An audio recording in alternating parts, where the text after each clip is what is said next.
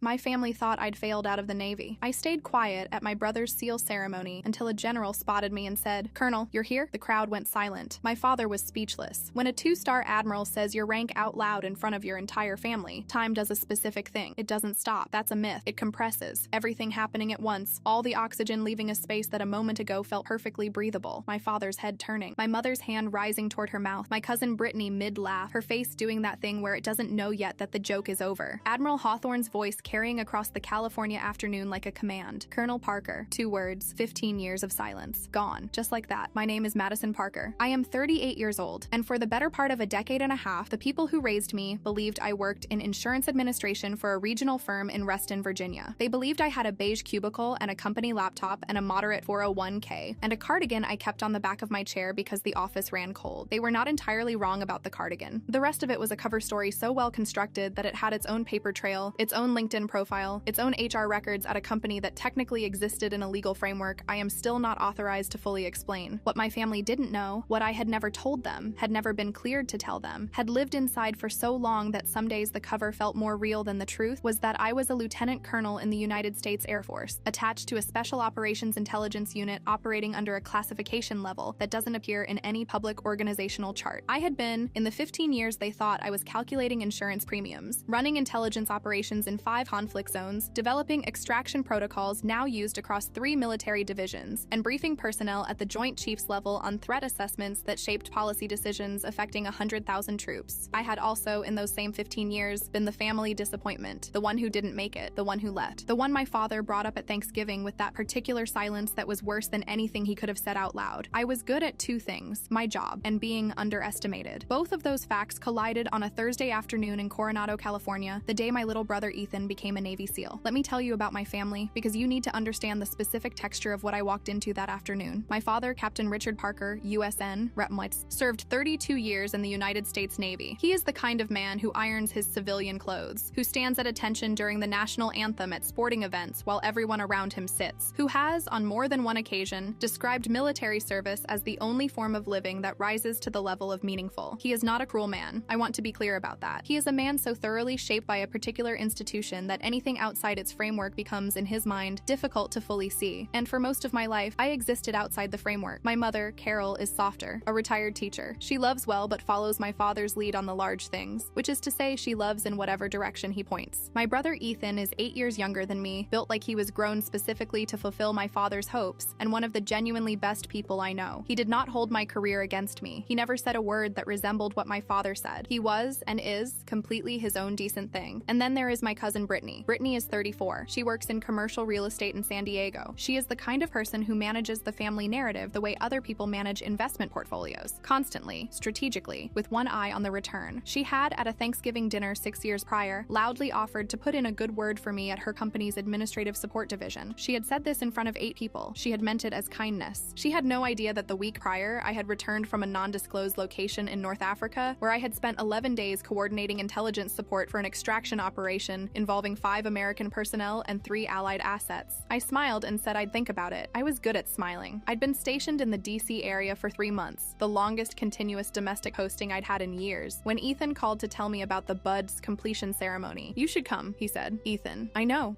I want you there, Maddie, whatever the situation is." He didn't know the situation. He knew what everyone else knew, that I worked in insurance, that I'd left the Air Force Academy under circumstances I'd never fully explained, that something had happened that everyone had decided to interpret as failure. That interpretation was, in a technical sense, the cover story working exactly as designed. I had not left the academy. I had been recruited, mid-junior year, by a woman I will call Major Reyes, because that is not her name and she would not thank me for it, who had been monitoring academic and aptitude profiles across the service academies for candidates with a specific combination of abilities, languages, analytical precision, psychological stability under uncertainty, the ability to hold contradictory information simultaneously without resolving it prematurely. I apparently ranked very high on that last one. Major Reyes sat across from me in a conference room that did not appear on any campus map and offered me a choice: complete the academy, commission as a standard Air Force officer, proceed along a normal career trajectory, or step sideways, quietly, completely, permanently, until cleared otherwise. My father would be told I'd left voluntarily. There would be academic records supporting the story. There would be a paper trail suggesting I'd struggled, reassessed, made a mature decision to pursue civilian life. My father would believe I had failed. "For how long?" I asked. Major Reyes looked at me with the specific expression of someone someone who doesn't make estimates they can't support, until it's appropriate to say otherwise. I was 23 years old. I sat with that for 30 seconds. Okay, I said. It was the most consequential word I ever spoke. And I said it in a room that doesn't exist, to a woman whose name I've never used out loud. I drove down to Coronado the morning of the ceremony. I had told myself I'd stay at the back. Civilian clothes, no rank insignia, obviously. I wasn't there in any official capacity. I was a sister, just a sister. I had a gray blazer and dark slacks and low heels, and I stood in the back row as the ceremony began, and I watched my brother walk to the front of a room full of the sharpest, most disciplined people the Navy produces, and I felt something loosen in my chest that I hadn't realized was knotted. He looked so much like my father, not in a painful way, in the way that a lineage makes itself visible, the same set of the jaw, the same quality of stillness when standing at attention. My father, in the front row in his dress uniform, was crying, though he would deny it. My mother had both hands pressed together against her lips. I didn't cry. I've been trained out of it in public spaces, which is its own kind of loss, but that's a different story. I watched Ethan receive his trident, and I thought, this is enough. Being here, unseen, knowing, this is enough. That was my mistake. I relaxed. I noticed Admiral Hawthorne on the platform about 40 minutes in, and my stomach did a specific thing that I can only describe as a door closing quietly in a house you thought was empty. Rear Admiral Thomas Hawthorne, 31 years of service, current assignment, Joint Special Operations Command. I had worked with him on 3 operations, 2 in the Gulf region, 1 in a location I will not specify. He was precise, brilliant, and had a memory for faces that was essentially architectural. He did not forget people. He would not forget me. His eyes swept the crowd the way a sensor sweeps a perimeter, methodical, complete. They passed me and moved on, stopped, snapped back. I gave him the smallest headshake I could manage, barely a movement, a millimeter of please, not here. He held my gaze for 1 beat, nodded once. I breathed. I was not safe. I know that now. Admiral Hawthorne respects covers. He would not have blown mine deliberately. But what he didn't know, what I had no way to signal to him across a crowded ceremony room with a single millimeter of headshake, was the specific geography of the social situation I was standing in. He didn't know my father was in the front row. He didn't know the 15-year story my family had built around my absence. He didn't know that the space between us was packed with people who believed I sold insurance. He thought he was being careful. The ceremony ended. Families surged. The crowd pushed forward in that particular way of joyful, undisciplined groups, and I was suddenly not in the back row anymore. I was 3 feet from my family. My father saw me first. "Maddie's here," he said to my mother. Flat, factual, the tone he used for minor inconveniences. Traffic, a delayed flight, the daughter who didn't make it. My mother offered a thin smile. "We saved you a seat up front, but we assumed you weren't coming." A pause, deployed with precision. "Ethan's schedule has been so demanding. Some of us made it a priority." I said nothing. I had a policy about responding to those particular darts, the ones she threw without technically throwing them. You can't extract a dart that was never there. Then Brittany materialized on my left. "Oh, wow, you actually came." She looked at my blazer the way you look at furniture from a lesser store. "Love the blazer. Very insurance company." She laughed. I smiled. Muscle memory. And then the crowd parted. I want to try to describe what it looked like. Admiral Hawthorne walking toward me, because it happened in the particular slow motion way that your brain imposes on things it recognizes as irreversible. He was moving with purpose. Commander Rachel Shaw, 22 years, currently JSOC intelligence liaison, the sharpest person I have worked with at that level of operation, was beside him. Her presence alone should have told me how exposed I was about to be, because Shaw remembered everything and processed it at a speed that made most people feel slow. My spine straightened before my brain gave the instruction. 15 years of muscle memory. You do not slouch when a rear admiral moves in your direction with intention. Your body just does the right thing. My chin came up. My shoulders dropped back. My feet moved to shoulder width. The blazer suddenly felt very thin. There was nowhere to go. "Colonel Parker," his voice hit the air like a gavel on a bench. Not loud. He didn't need volume. Just that particular command register that fills a space regardless of its size. The circle went silent. I mean completely silent. Not the gradual quieting of a crowd. The instantaneous silence of people who have heard something that doesn't compute and need a moment to process whether it was real. "Admiral Hawthorne," I said. Steady. I was proud of steady. "Good to see you, sir. Didn't expect to see you here." He said it conversationally, the way you'd say it to a colleague at an unexpected conference. He was, as I said, trying to be careful. He thought here was just a seal ceremony. He did not know here was a 15-year wound he was standing directly inside of. "Last time was the Gulf operation. Your intelligence work saved a lot of lives that week." My mother's hand flew to her mouth. My father made a sound I had never heard from him. Not words, just a sound. A small, involuntary thing, like a hinge that hasn't been moved in years, suddenly asked to turn. Commander Shaw stepped forward. Professional, warm, completely unstoppable. "Colonel Parker," hand extended, voice carrying, because Shaw's voice always carried. "Your extraction protocols are running in 3 divisions now. The Annapolis revision was textbook work. There was a word my family had been using to describe me for 15 years. Failure. It turned to ash in about 4 seconds flat." Hawthorne finally looked at the people around me. His brain did what brains like his do. Assembled the data. My father's Navy dress uniform, my mother's expression, the family configuration, the way everyone was staring at me. me. He looked at my father's insignia. "Captain Parker," he said, with the genuine respect of one senior officer acknowledging another. Then he looked at me. And for the first time, I watched Thomas Hawthorne, a man I had seen stay completely composed during an active fire intelligence crisis at 2 in the morning, realize he had walked into something he didn't have the full picture on. "They don't know," he said. It wasn't accusation. It was the quiet, precise question of a man recalibrating. Before I could answer, my father spoke. His voice was very controlled. The control of a man holding something very large, very carefully. "There must be some mistake. Madison left the academy. She works in insurance." Admiral Hawthorne, to his permanent credit, did not hesitate. He did not soften it or redirect it or try to walk it back. He just said it, the way you say a fact that is simply true. "Air Force, not Navy, and at a rank that reflects 15 years of exceptional service in special operations." He paused for precisely one beat. "The insurance job is a standard cover story."